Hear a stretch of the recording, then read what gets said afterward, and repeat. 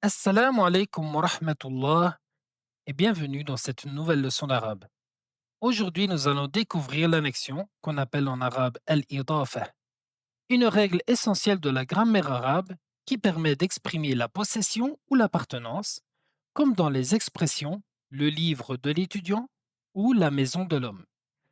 Vous verrez que cette règle est simple à comprendre et qu'elle est très fréquemment utilisée aussi bien à l'écrit qu'à l'oral.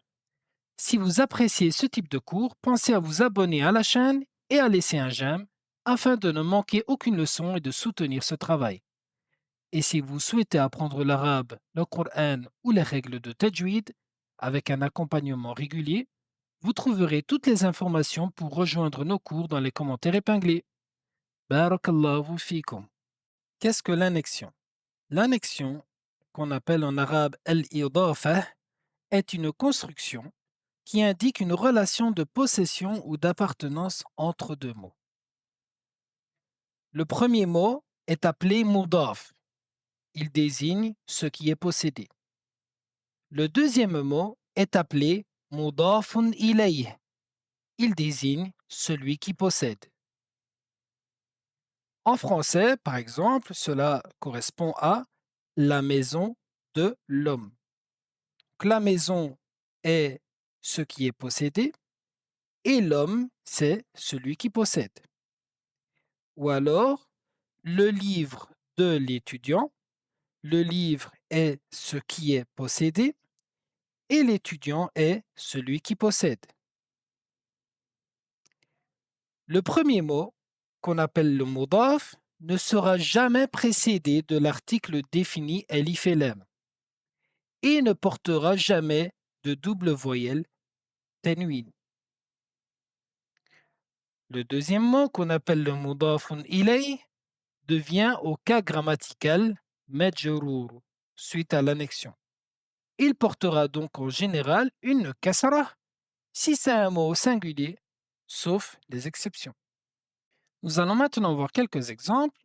Ici, nous avons la phrase Kitabu Zaydin, qui signifie le livre de Zayd. Le premier mot, le mot Kitabu, désigne ici ce qui est possédé.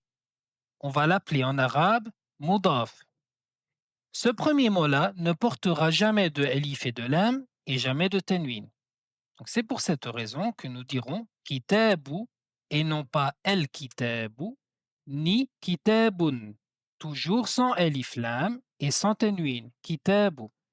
Le deuxième mot, qui est ici zaydin, désigne celui qui possède, qu'on appelle en arabe le mudafun ilayh.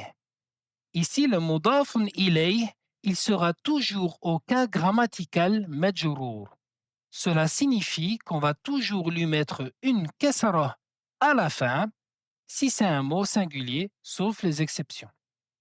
Donc des fois, il va porter une seule kasra ou des fois, il va porter le tanwin avec les deux kasra. Le mudafun ilay portera une seule kasra s'il est précédé d'un alif et d'un lam et il portera le tanwin avec les deux kasra s'il n'est pas précédé d'un alif et d'un lam. Autre exemple, dans la phrase Daftarul muallimi. Daftarul muallimi, qui signifie le cahier de l'enseignant. Nous avons le premier mot, daftaru, qui correspond ici au mudaf, c'est-à-dire ce qui est possédé. Donc le mudaf, il ne porte jamais de elif et de lam et il ne portera jamais aussi de tanwin. Donc c'est pour cette raison qu'on dit daftaru et non pas ad-daftaru ou alors daftarun. Donc on le laisse comme ceci, sans alif et lam et sans tanwin. On dit daftaru. Concernant maintenant al-muallimi, il désigne celui qui possède. Donc c'est-à-dire le mudafun ilayh. Nous avons vu que le mudafun ilayh est toujours au cas grammatical du majrour, c'est-à-dire qu'on va lui mettre une kasra à la fin dans le cas où c'est un mot au singulier. Donc ici, nous avons al-muallimi, donc qui porte un alif et un lam au début. Donc nous allons lui mettre à la fin une seule kasra, car il est au cas grammatical du majrour. Merci d'avoir suivi cette courte leçon. J'espère qu'elle vous a permis de mieux comprendre la règle de l'annexion en arabe. Si vous souhaitez recevoir gratuitement quelques exercices pour vous entraîner à reconnaître et à construire des phrases avec l'annexion, n'hésitez pas à me contacter. Vous trouverez tous les liens utiles dans le commentaire épinglé et je serai ravi de vous les envoyer. Si vous souhaitez aller encore plus loin et apprendre l'arabe, le Coran ou les règles de tajwid avec un accompagnement régulier, vous trouverez également toutes les informations dans le commentaire épinglé. N'oubliez pas de laisser un j'aime, de vous abonner à la chaîne et d'activer la cloche afin de ne manquer aucune prochaine leçon.